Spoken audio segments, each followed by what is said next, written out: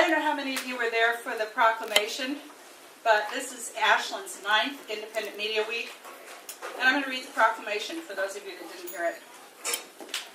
An informed citizenry is a cornerstone of democracy.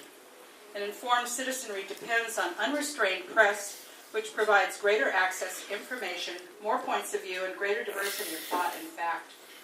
The trend towards the consolidation of media ownership has resulted in journalistic practices that hinder public awareness by excluding or marginalizing minority and dissenting viewpoints.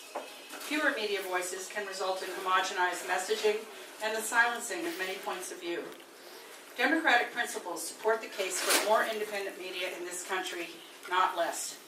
Now, therefore, I do hereby proclaim the week of April 14th through 20th, 2013 as Independent Media Week, and encourage all citizens to seek out and explore the rich diversity of independent media available within and to our community.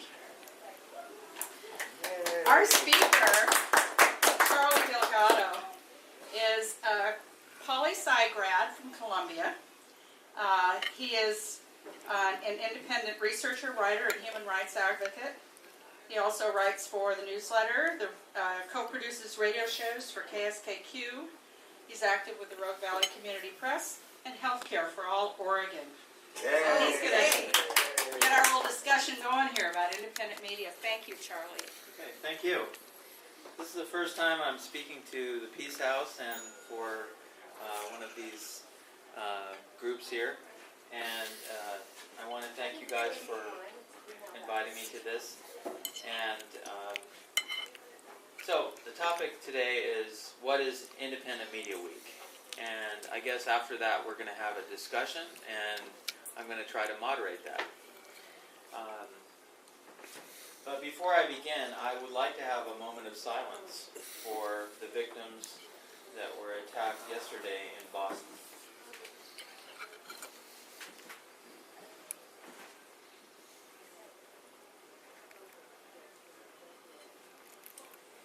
Thank you. It's a real tragedy, and I don't think anyone here wants to make light of it or trivialize it. And maybe we can get to that after I get through my little speech here about independent media. But certainly this was a sad shock to us all, and in some ways we were all prepared for it. Again, we can talk about that afterwards. As in past years, Independent Media Week is being produced by a coalition of community partners and organizations in Ashland, which will run from April 14th through April 20th, as Karen mentioned, including the Multicultural Association of Southern Oregon, Rogue Independent Media Center, Southern Oregon Jobs with Justice, Citizens for Peace and Justice, the Brain Labor Report, KSKQ, Ashland Community Radio, Rogue Valley Television, Rogue Valley Community Press, Healthcare for All Oregon, and Peace House. RVTV is wholly owned and operated by Southern Oregon University. Independent Media Week is also being sponsored by the United Nations Club at Southern Oregon University. These partners and organizations take initiative for their own events and help provide logistical support and outreach for events of other organizations. Ashland's independent media partners and community volunteers are inviting participation and attendance from all interested citizens and organizations. There will be panel discussions, workshops, and films this week. As in past years, our goals are to celebrate our diverse independent media outlets and to empower our community to use those resources.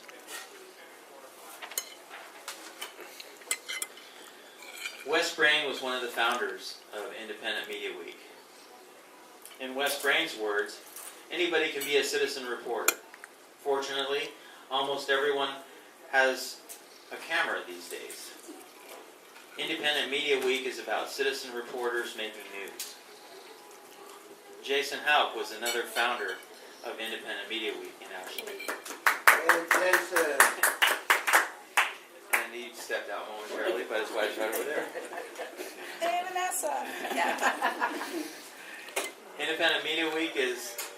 about the independent media centers, IMCs, that came out of the 1999 Seattle World Trade Organization protests.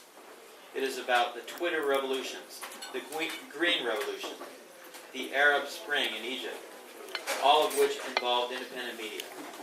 In all of these, citizen reporters, using social media, got the news out to the rest of the world when the mainstream media was either not reporting it or reporting lies. We have our own independent media here in Ashland. The type of reporting that we want to create cannot be created from a mold. Rather, from an environment, from independent media networks. Our networks are mature enough to get the word out. That was in Jason's words. In Wes's words, Independent Media Week represents an opportunity for Ashland residents to present independent media, non-commercial, non-mainstream, not bought and paid for media. It finds the news that's in the dark and shines light on it. This fits into the theme of Project Censored. Project Censored was launched in 1976. According to its website, Project Censored is, quote, a media research group of Sonoma State University that tracks news published in independent journals and newsletters and compiles an annual list of 25 news stories of social significance that have been overlooked, underreported, or self-censored by the country's major national news media, end quote. And publishes those stories in an annual publication, Censored, the news that didn't make the news. From 1996 to 2012, Project Censored operated under the direction of Dr. Peter Phillips, Ph.D. The mission of Project Censored is to teach students and the public about the role of a free press in a free society, and to tell the news that didn't make the news, and why. In 2011, Dr. Phillips was the keynote speaker for Ashland's Independent Media Week. This year it will be Professor Mickey S. Huff, who has taken Dr. Phillips' place as director of Project Censored. Professor Huff co-hosts a weekly radio show with Dr. Phillips, writes for the Daily Censored website, which is a subsidiary of Project Censored, or a project of Project Censored, teaches at Diablo Valley College in the San Francisco Bay Area, and we are delighted to be hosting Mickey Huff this year, and will be offering his new publication, Censored 2013, for purchase. Thank you. Thanks, Charlie. Now, I'm supposed to moderate a discussion, so... Charlie, before you do, Yeah. would you share some of your own experiences with us, please? With Peace House? No, with the audience. My own personal experience? Yeah, and what drew you into independent media and your journey here? Okay, thanks. Well, I moved up to Ashland in 2006, and that was after I had worked as an insurance agent with Farmers Insurance in California, and I became an insurance and financial services representative with Farmers Insurance Group in 1999, and I remained with them until 2003 or 2004, I think. Actually, 2004. In 2004, I was also a mortgage refinancer and a notary public. So I had my Series 63, which means I could do investment portfolios in mutual funds for folks. I could do insurance, commercial, auto, life, health, long-term care, and I could do mortgages. So I was actually in a position to set up a one-stop financial services center. But I couldn't study that stuff. And the reason was because I majored in political science at Columbia. And I grew up in Santa Barbara and went 3,000 miles away to go to school in New York. And when I got to Columbia, I found out about the core curriculum, which studies the quote-unquote persistent questions of civilization, Western civilization. And so I read people like Niccolo Machiavelli, which some of you know of. And I read a lot of other political philosophers. I read about political philosophy. I read about political science. And when I majored in political science, I focused on international affairs. So September 11 was bad for me because it was obvious on a common sense level that it never should have happened. Those buildings never should have gotten anywhere near those planes. Should not have gotten anywhere near those buildings. Logistically, it was impossible under normal operating procedures. The buildings never should have collapsed all the way to the ground. That was also impossible under the laws of physics, unless they had some help. So these were just hunches, but they nagged at me. And so then when the United States invaded Iraq in 2004, that bothered me even more, because I knew that Iraq would fall apart. It would implode. The country could not tolerate the toppling of its leader. And I knew that from studying at Columbia as an undergraduate. So I knew the situation was going to turn into a disaster. I knew that in 2004. So actually 2004, I continued to do mortgages until 2006. I was doing mortgage refis in LA for the subprime market. And I made some decent money, but I was just not happy because I was informing myself through independent media of what was going on through the internet. And so I came up to Ashland in 2006, and I really wasn't sure what I was going to do. Finally, I didn't do anything for 2 years. In 2008, I went to work as a cashier at Safeway, as a checker. In 2011, I quit, and I began doing my own writing and research, serious writing and research, on the September 11 attacks and on the invasion of Iraq. But everyone in this room knows that these topics are very heavy topics. They weight down very heavily on a person's soul. They're not easy topics. They're awful topics. And so 2 years ago, I began to work on my spiritual growth. And I began to improve my outlook and my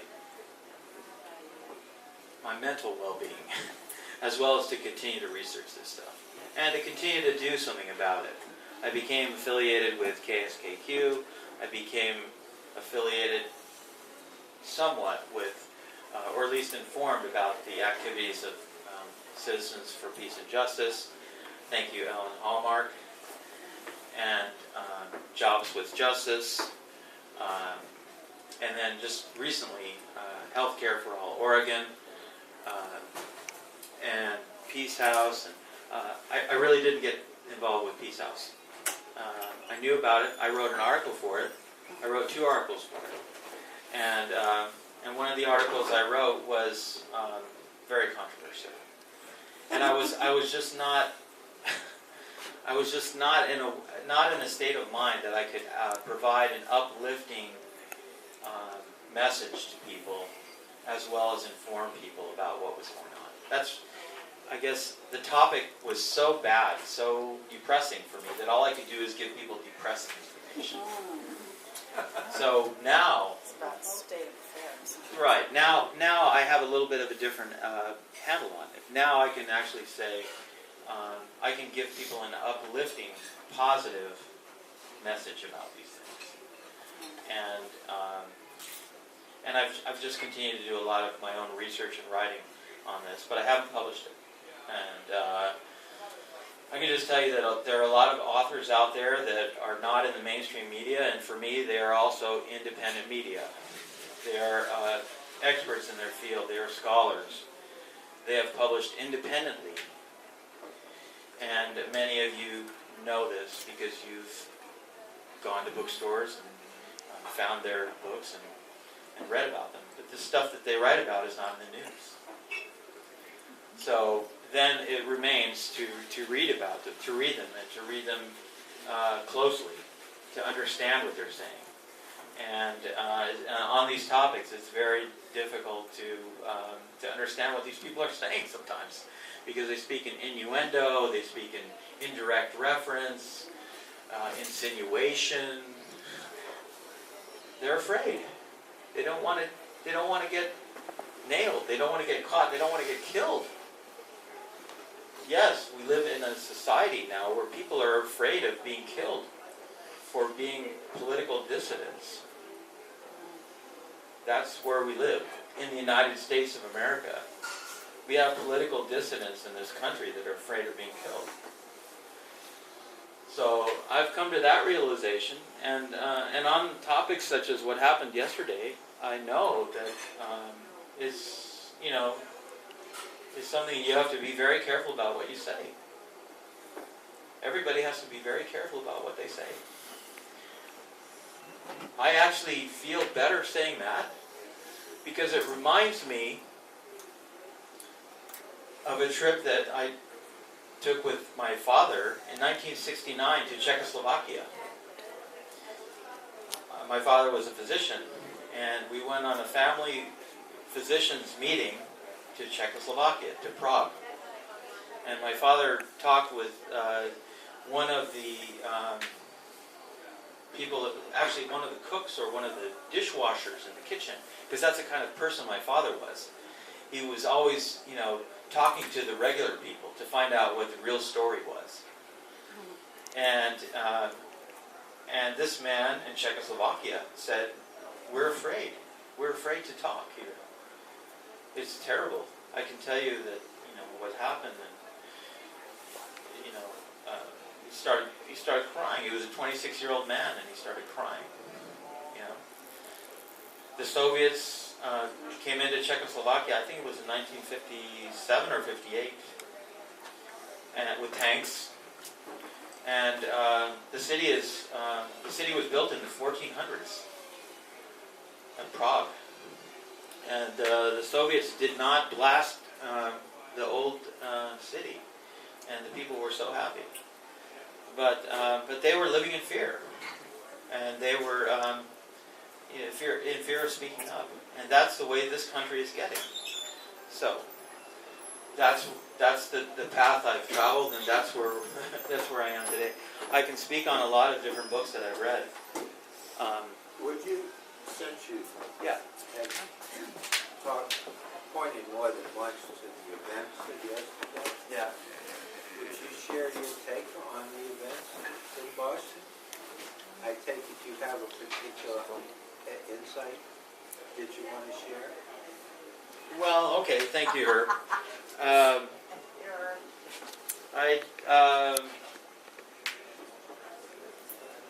I want to quote Vincenzo Vinciguerra, who was convicted of bombings in the 70s in Italy.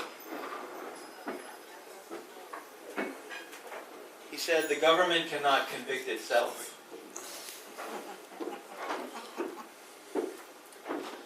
And what he was speaking about was something called the strategy of tension.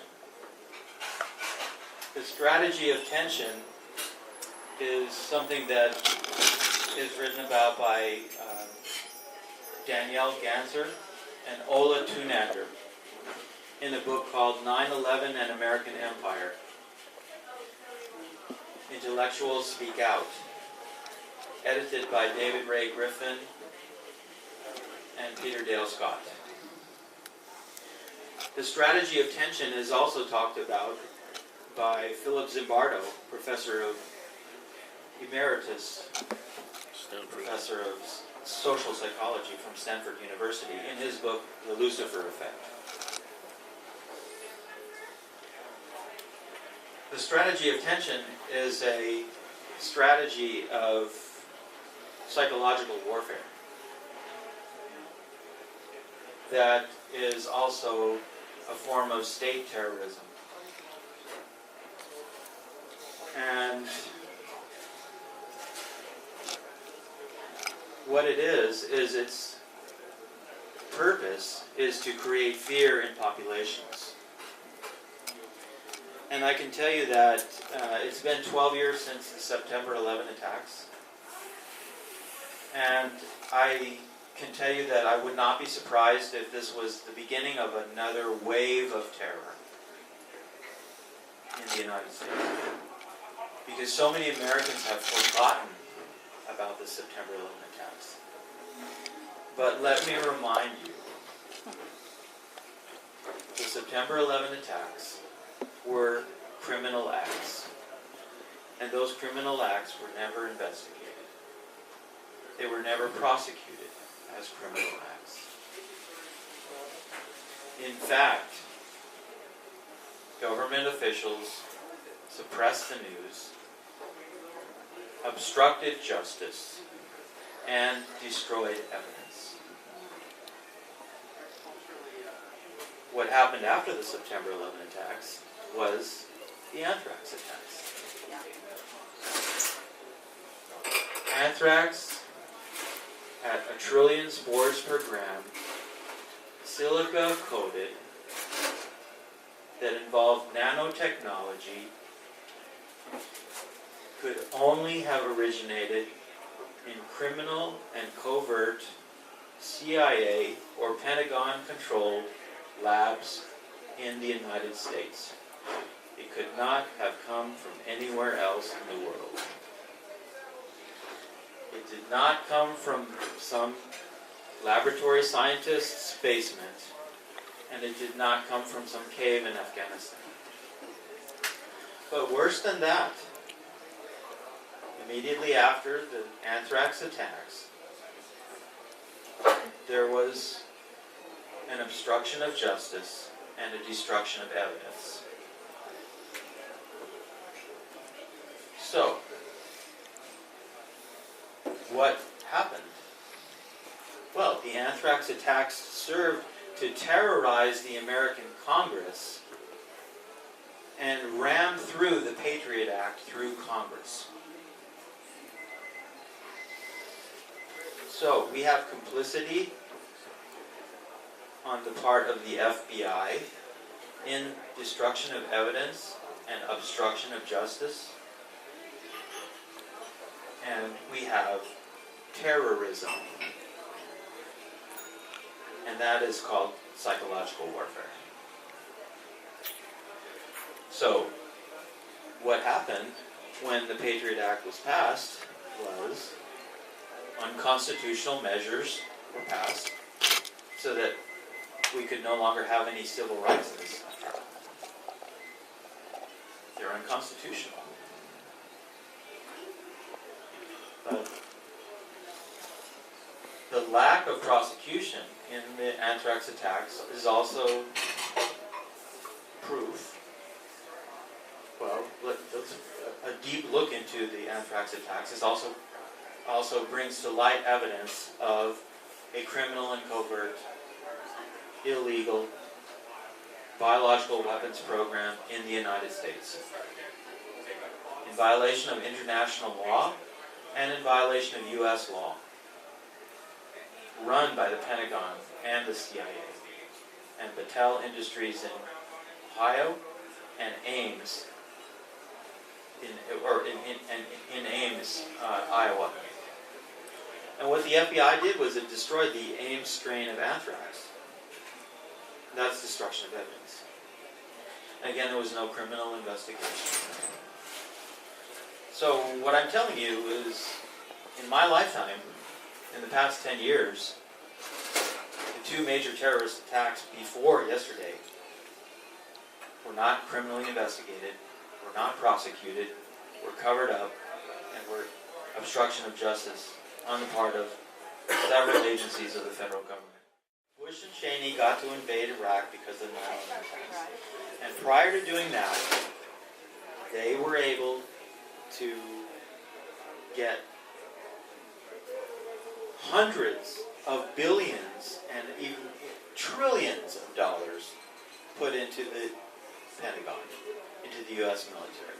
So who benefited from the September 11 attacks? Halliburton and all those Yeah. corporations. The Pentagon. Yeah, the Pentagon. The Pentagon. Well, Military the corporations that industrial support the corporations, yeah. Pentagon Yeah. really benefit. Yeah. And that's what it's all about. Okay. Is money going to the So you're corporations. saying that basically the military-industrial complex is what benefits. Well, okay, that's a good word for it. The military-industrial complex. In fact, who coined that word? Do you remember? Eisenhower. That's right, President Eisenhower. But now it's the military wasn't industrial President media Eisen- congressional complex. President Eisenhower was a general before he became president, He warned us against and he warned us against it in his outgoing speech. That's correct. And so, yes, and the scholars involved in compiling 9/11 and American Empire, which are various and many scholars, including Morgan Reynolds, Peter Dale Scott, David Ray Griffin. They all say, who benefited? American Empire. And, okay, the global elite as well. So, what's the purpose? Well, when the United States invaded Iraq, it had to know what was going to happen. But what did happen? Who got the oil? We tried. Well, no, that's not true. That's not true.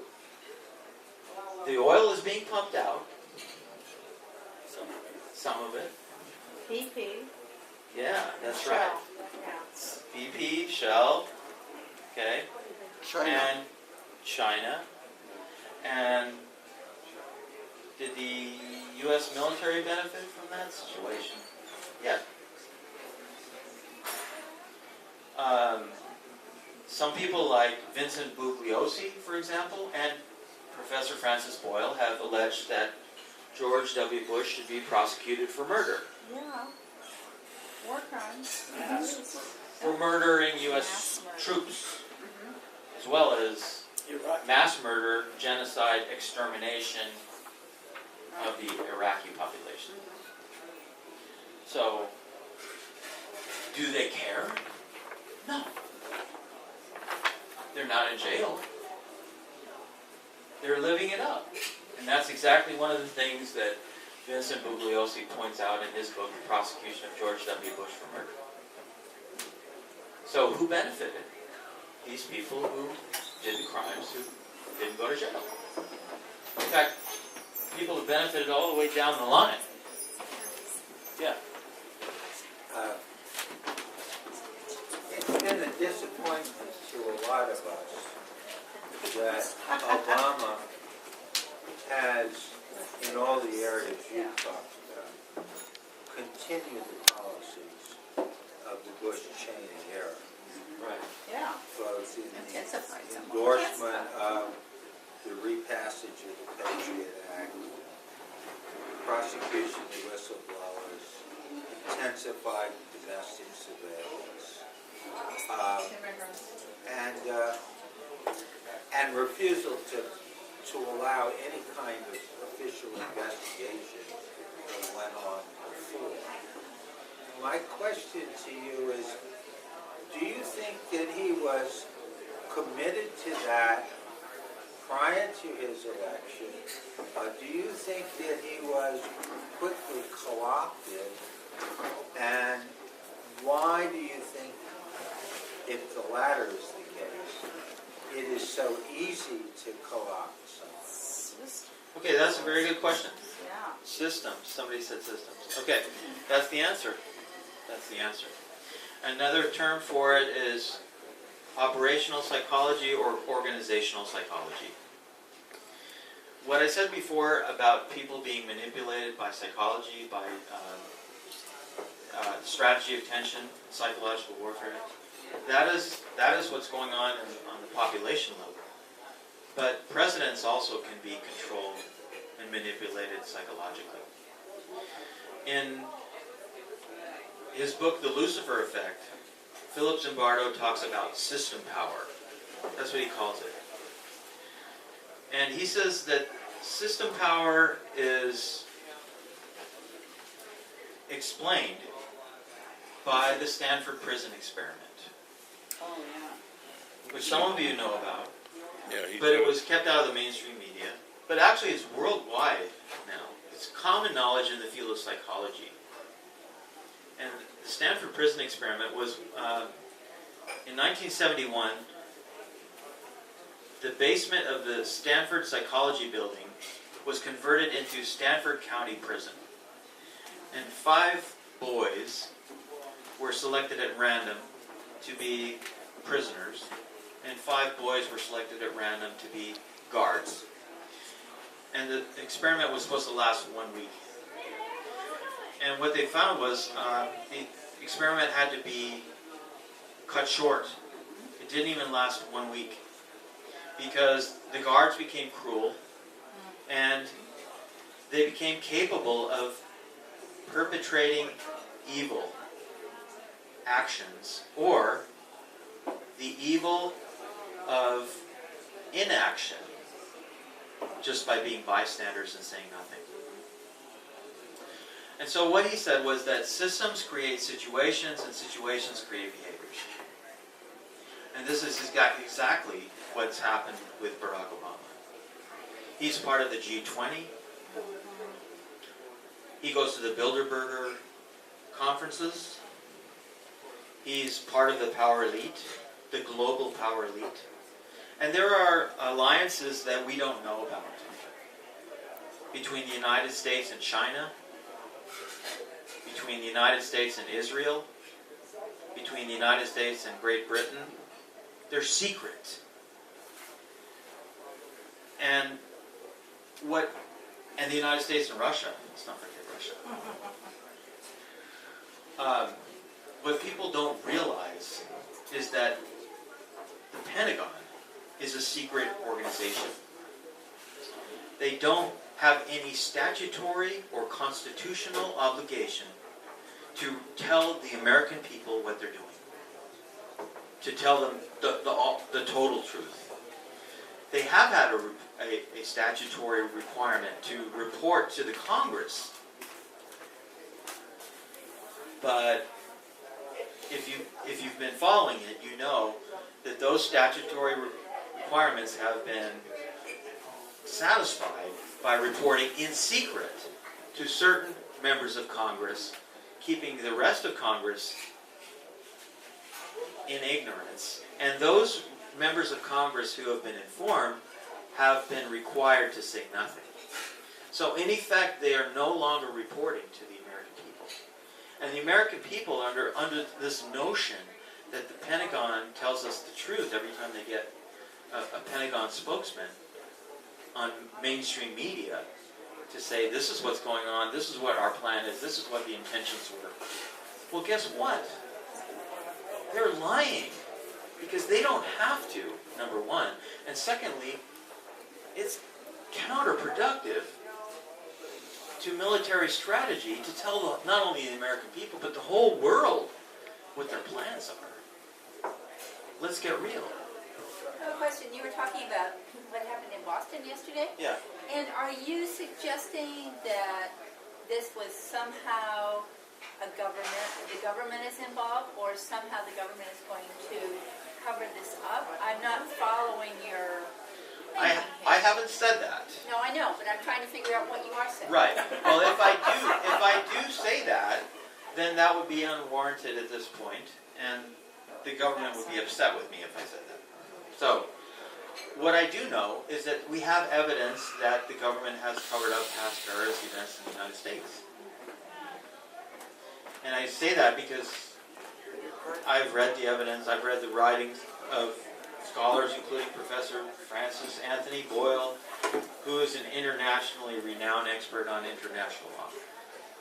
So, what I can tell you right now is that we don't know who did it, but we do know who's trained in terrorism, and one of those people is the CIA. We do know that every intelligence agency of all of our allies are trained in terrorism. So if I were investigating it, they would be my first suspects. They're not my first suspects. Well, that's okay.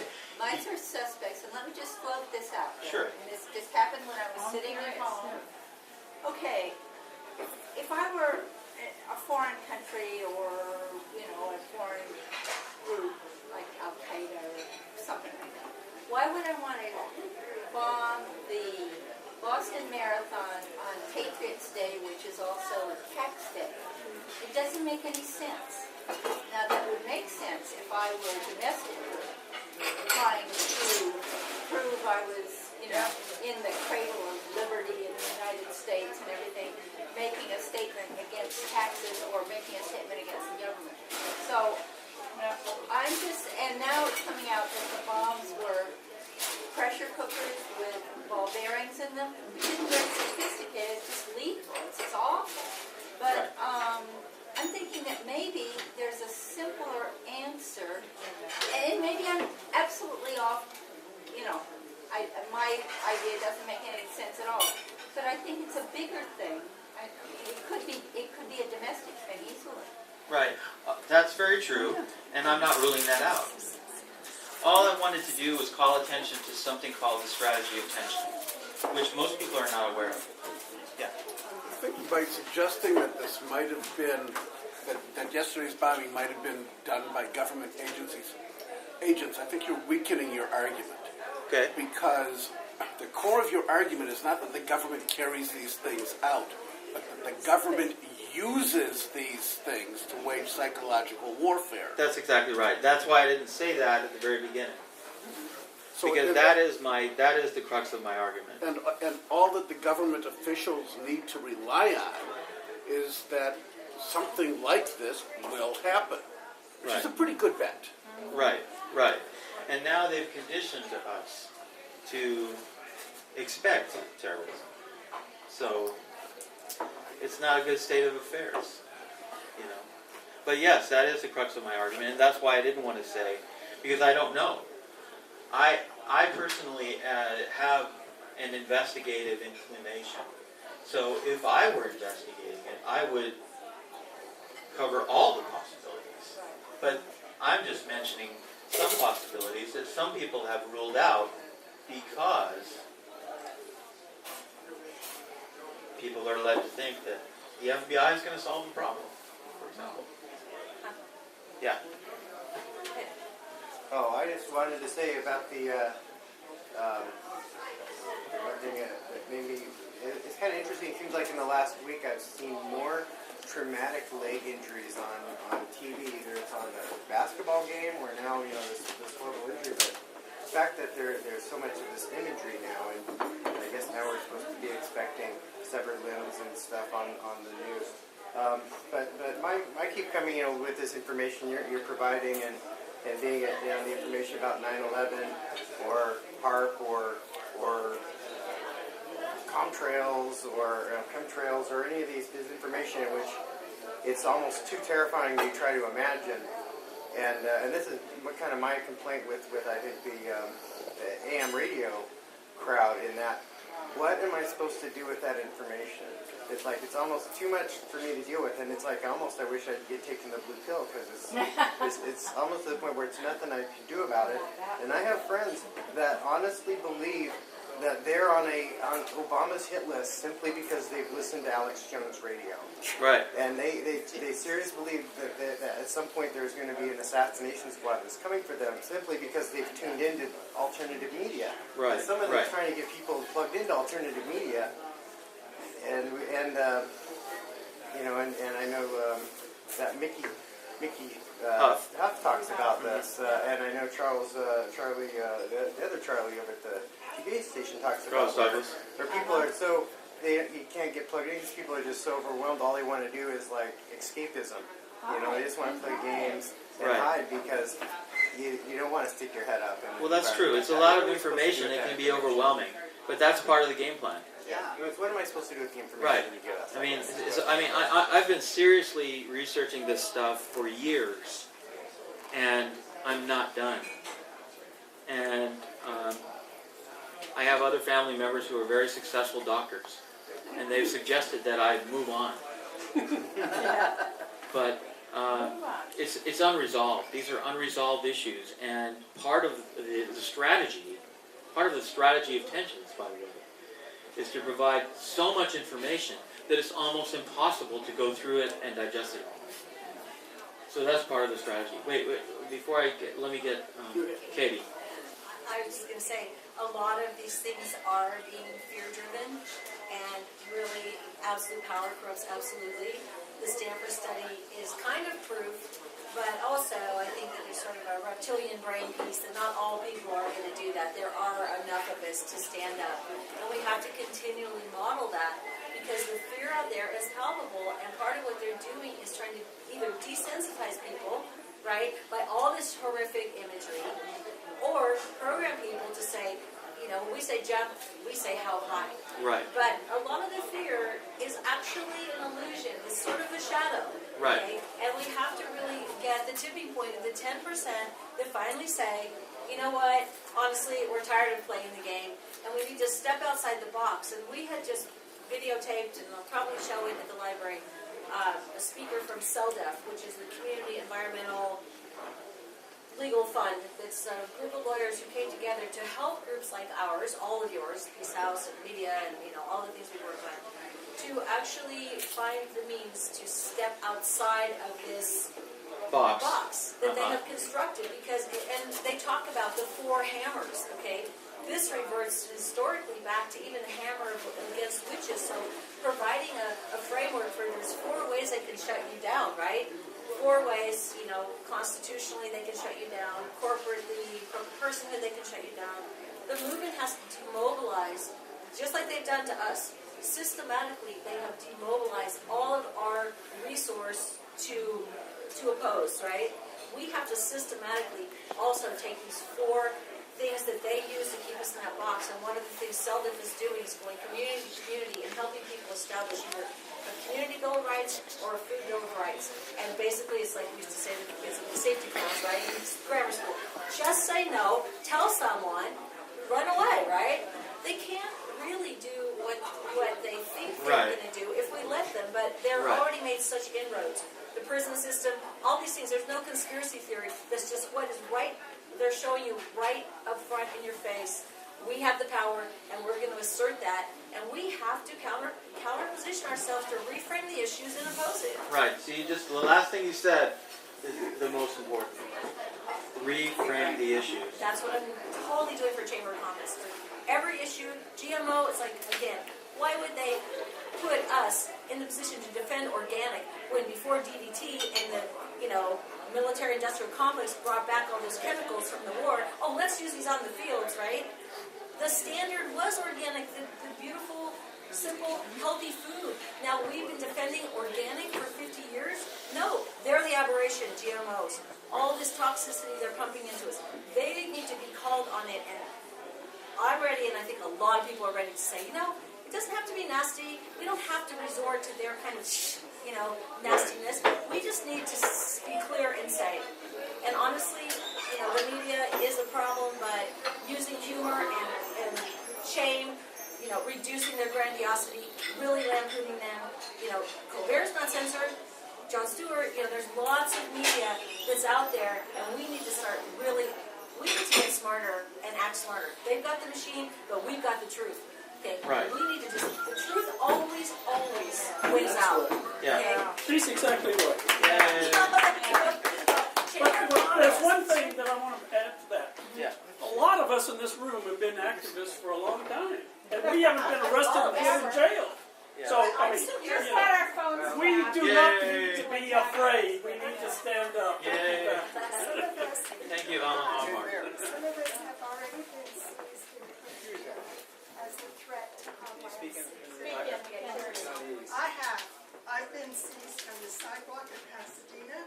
I've been strapped down and I have been put in as a threat to homeland security. Well, now, At the time, really? yes, really, I'm telling you the truth. Okay. And there was habeas corpus at the time, and I got out. And the gangster cops were playing with me, I was told afterwards, and I told them, I do not want to play your game, and I won't play it. And I'm still here, and I'm still alive. Sure. But they do every single thing he said. Okay. All right. Well, thank you. I'm hiding. Well, I'm hiding in Ashland. okay. I wanted to ask a different question to return it to indie media. Yeah. To pick up on something Jason said. Do you want to join us? This is a peace house. And that is to, This is a peace house group talking about independent media. certainly, Sure. the wonderful thing about alternative and independent media is that anybody can get her voice heard. Yeah. On the other hand, there is no professional standards in at least some parts of the independent media. That's right. What the mainstream journalists say, and they have less and less claim to it, but still they have some claim to it, is that you can't just say anything in the New York Times. You can't say flagrant lies. Like they have WMDs in Iraq. Yeah. Well, I don't want to debate that. As I say, they have less and less claim to it. But at least there is Standards of their professional journalism. standards. Now, if you listen to a lot of talk radio, particularly right-wing talk radio, you hear the craziest stuff. You also hear it on Fox News, too, which I don't consider bound by any kind of journalistic ethic. But how would you address, Charlie, the problem created when there is no filter at all for the kind of assertion of facts that come out over, let's call it broadly, independent media? Well, yeah, this is a good question. Thank you, Herb. And I'm sure there are a lot of different points of view on this. So, before I answer, I would like to ask for some answers from the audience. Alan? Well, I think Herb just raises a great question. I was a journalist for more than a decade here at Medford Mail Tribune back in the 70s and 80s. And we did have, standards that we had to abide by and a rule book, And we had editors who read our stuff and, corrected it. And sometimes they acted as censors and deleted it, Edited it out. and said, no, I'm not going to run this, or I'm going to delete most of this, and we'll just have this little piece. And that's the way the mainstream media works. Right, come in. The bar is through here. We're having a peace house talk. You can join us if you like.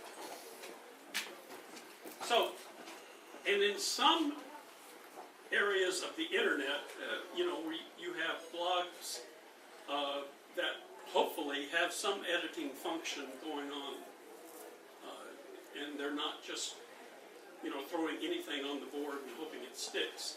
I think the Huffington Report probably has some editing function going on there. Right. There's some standards in some places on the internet, but Right. there's no standard throughout Right. media. So that is the problem. Right. It needs to be addressed. Katie? There's a lot of untapped avenues to get out the truth. And you and I talked a little bit of the market today.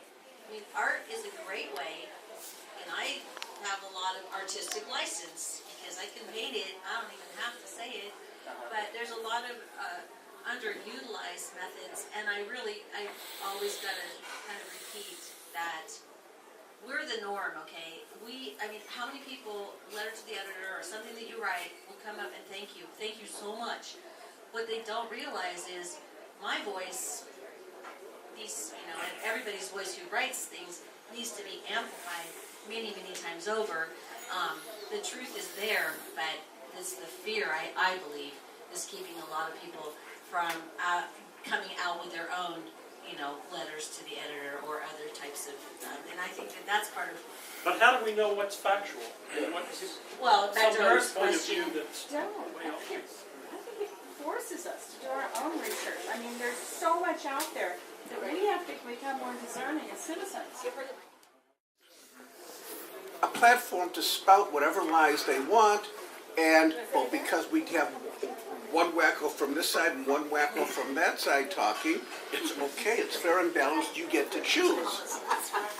And they never challenge, or very rarely, very much unlike they used to do 20, 30 years ago, they never challenge people in power. They never challenge people and say that's just an outright lie.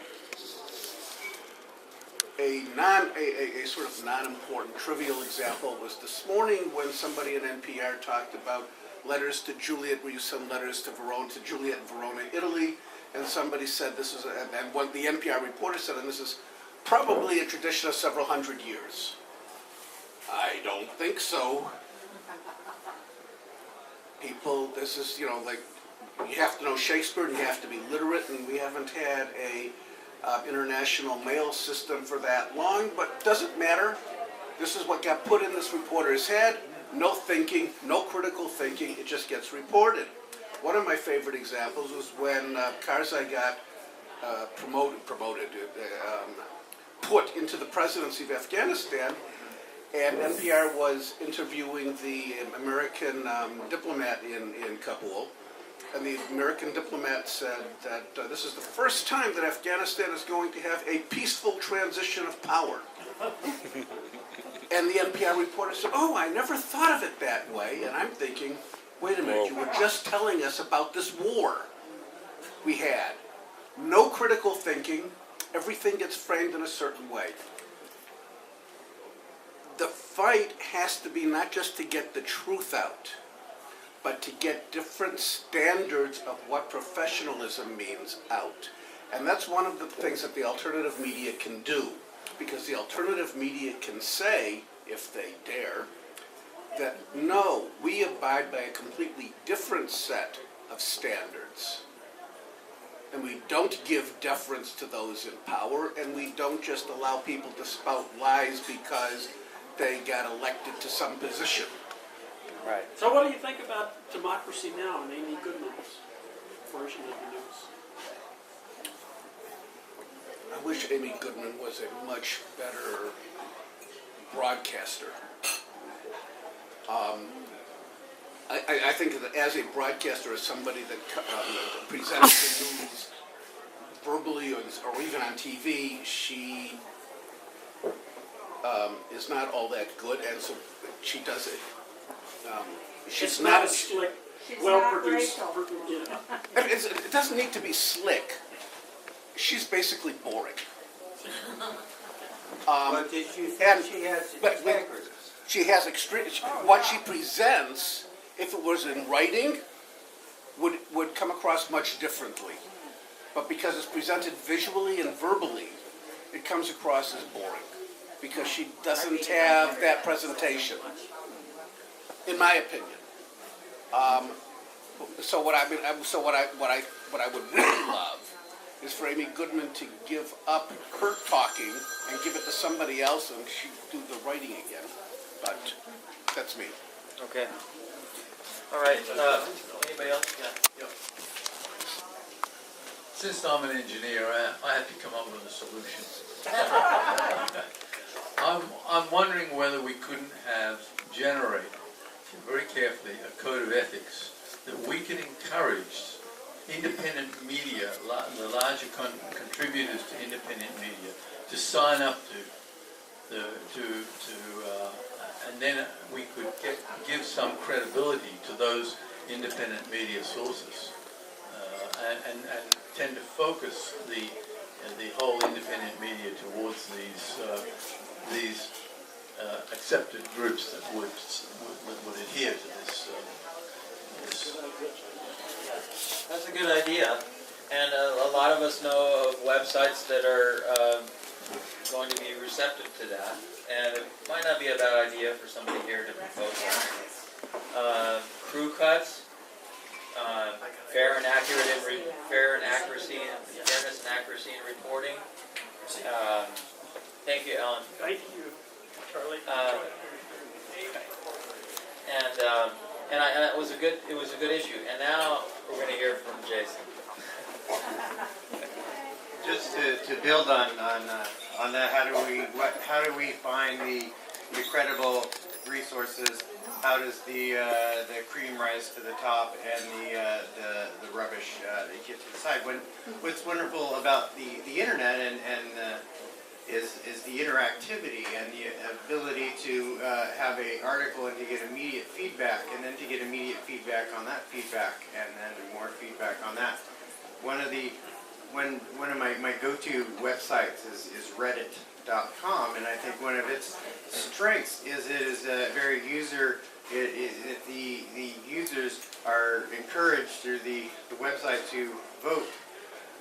For the website, everyone's voting on the content, on the comments, and as an effect, it allows the most credible and most useful resources seem to rise to the top, and people will go to those links, those sources, and be adding to that community, encouraging folks that want to be in that position to make sure their game is good, and people that are publishing on that platform are encouraged through the peers to to perform at a certain standard of quality, or else you get downvoted pretty quick. And so that's what I like about the internet is that we can police ourselves a lot more, I guess is what I'm saying.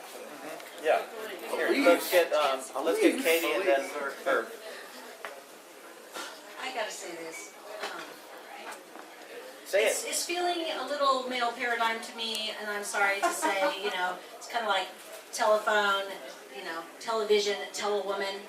Women have been really a gag order on them. I appreciate the metrics and all the things that kind of come out of these more, technical details and standards and all that, but there's a lot of repression. A lot of women won't get up at a council meeting. They won't. They're afraid. Okay, and I know that feeling, but I've managed to overcome that feeling. Yay, I feel like statements that champion the planet do not necessarily, we all know in our gut what we're feeling about what is being done and what's happening, and that is a really powerful tool. There's no right or wrong, misinformation or not. Right. There's just what we're feeling of right. They're overpowering us and we don't like it. Right. So we got to speak more to that. Right. Damn the details. I agree. Herb.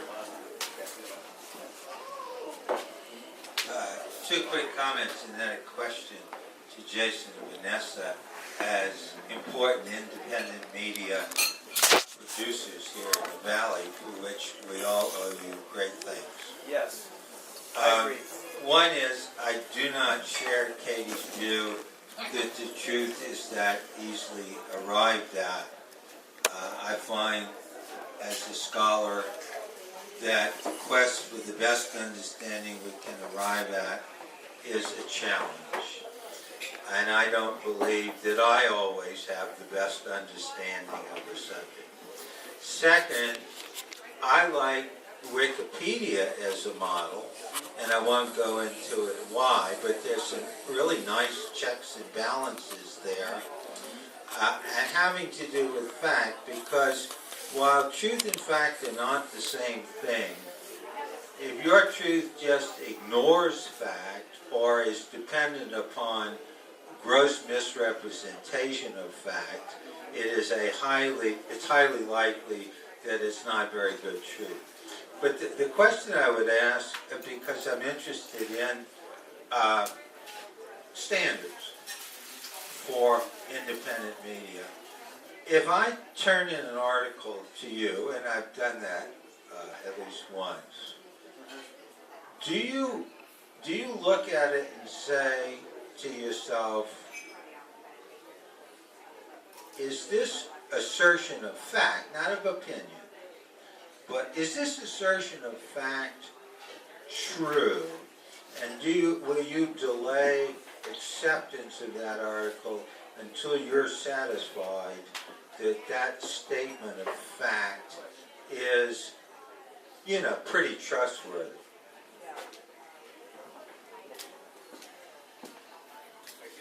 Bruce, I guess our editorial standards for receiving for basically everything that goes into the paper is we look for content that is informative and inspirational, gives clear calls to action, and that most importantly does no harm. And so we have with our editorial staff, myself, Vanessa, and Christy Wright, who has been a real good addition to that staff. We will look at the. It's very important that we allow people to have their voice, and we include a lot of voices. We have not read content. Basically, mainly it comes onto that last criteria as doing no harm, and if we see something that would cause more harm than good, I think we would shy away from it. But I know that recently with this publication, we've gotten we talked more about verifying sources and when people make assertions. We have a story, an article in here talking about about breast milk, and it was interesting facts I had never heard about, but I did not independently go in and research to make sure she was correct on that. I took her word for it as she's an authority on it. But I don't know if that answers the question. Anything to add? Just that sometimes we do reject pieces based on, if there's stuff in it that we can't, really preach and see. We have rejected pieces. See, I would think, and this is quite critical, it seems to me, the question of whether children should be inoculated for contagious diseases at an early age. That's a good topic. Yeah. Very controversial. It is a controversial topic. The stakes are quite high. Right. Really, the stakes are very high. So if I were to submit an article to you on that subject and make claims that vaccines are causing increase this and increase that, I think it's very important that there be some kind of fact check or at least some kind of indication, maybe through notes to the editor, just as Wikipedia says, we need a source here. So it lets you know that that's an unverified, in view of Wikipedia, that's an unverified factual assertion. I would feel really good about that kind of procedure because it would indicate to me a kind of commitment not just to have all kinds of voices heard, which is a wonderful goal, but also, using your expression, Jason, there's a harm factor, and so there's a responsibility.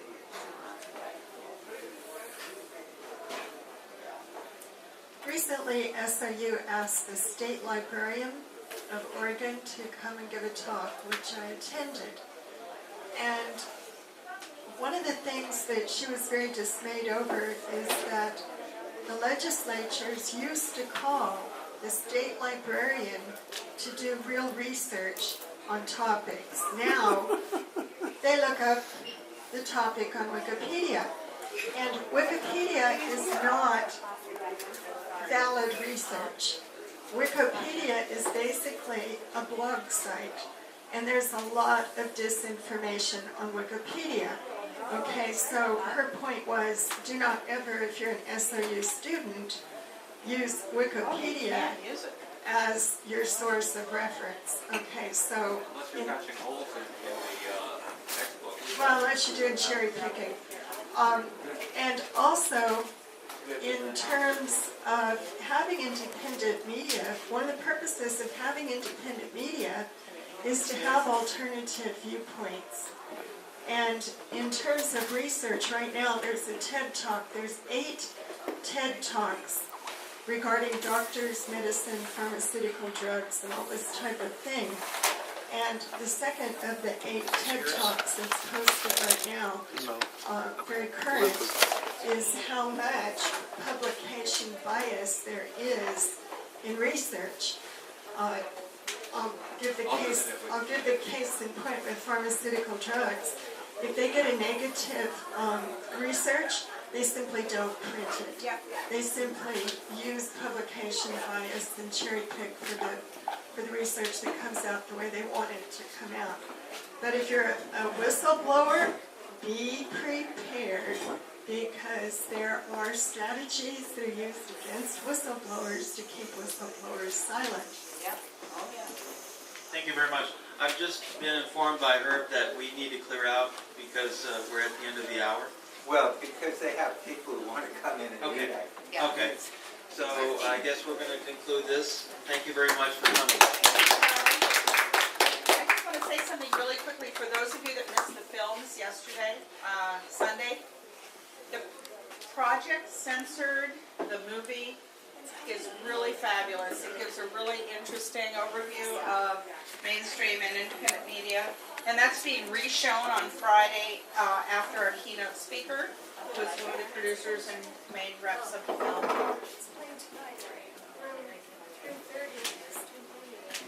Project Censored? No, it's on Friday again. It was on yesterday and then Friday, but there are some being re-shown tonight. But if you can make it Friday, it's going to be a great event. But for all of you who want to really access media, don't know how to do it, there's going to be an open house Wednesday at RVTV, and it's a catered affair. There's going to be food, drinks, whatever, and they're going to teach you and or your organization how to be there, how to produce, how to come in, use their studios. They're a great resource, and they're there for us. So if any of you want to take advantage of that, I would highly recommend it. Thank you, Charlie. Thank you, Ms. House.